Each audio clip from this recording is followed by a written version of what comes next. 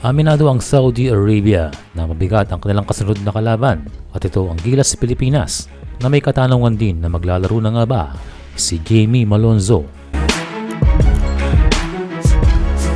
Noong last game ay posibleng natuldukan ang campaign ni Kelvin Oftana para sa Asia Cup dahil sa sprain.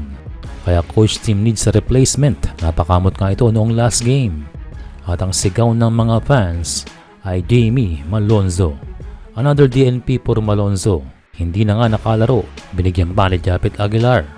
Sa mga naunang games ang kapalitan ni Oftana ay si Kevin Kembao. Yes, we expect a better time para kay KQ. Pero panahon na dapat ito kay Malonzo na makasama sa rotation na magiging kapalitan ni Kevin Kembao. Well, sayang nga naman ando na yung player and sources says na 100% healthy. Kaya walang dahilan para ibangko itong si Malonzo. Nag-alala nga ang mga Japanese, baka raw injured itong si Jamie. Pero they found out na hindi naman. Ayon naman kay Coach Tim Cone na masama ang kanyang loob na hindi niya nailalaro si Malonzo. Pero kanyang nilinaw na his time will come.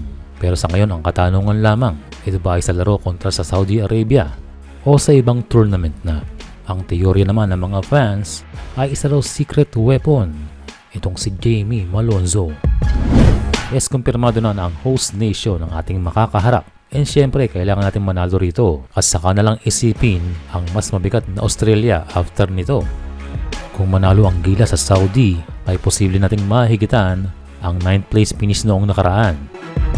And dahil na rin sa point system na hindi naman tayo natambakan ng Chinese Taipei at New Zealand, makisingit lang natin na tinambakan ng NZ itong Taiwan ng 40 points. Kaya mapapaisip rin tayo na isigim sana itong Taiwan kung naging mas handa sana ang Gilas at hindi tayo nagpanik kontra sa Taipei. And again, ayon dito sa Saudi na napakahirap kalaban ng Gilas kaya kailangan nilang ibigay ang kanilang best.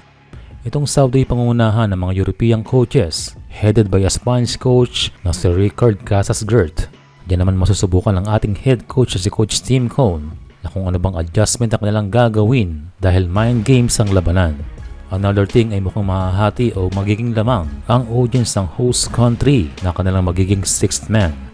Ang mga Arabian ay mas maliit kaysa sa Iraq except sa dalawang 6'9". For the stats ay may dalawang bagay na lamang ang Saudi sa atin. Ito ay ang 3-point shooting at fast break points. Kaya sa simula pa lang ay dapat kondisyonan ang Gilas. Alam naman natin na tayo ay slow starter at malaking problema kung sakaling pumutok sa tres itong Saudi agad. Kaya we need a spark from our locals. Kagaya noong last game na hindi tayo umasa kay Justin Brownlee. Dahil kapag dominated ni Brownlee ang scoring, ibig sabihin lamang na maalat ang ating mga locals. At sasabihin ng iba na asa lamang tayo sa naturalize. Kaya sana sa ating recent win ay magpatuloy ang ating momentum. We need to start better than the first 3 games.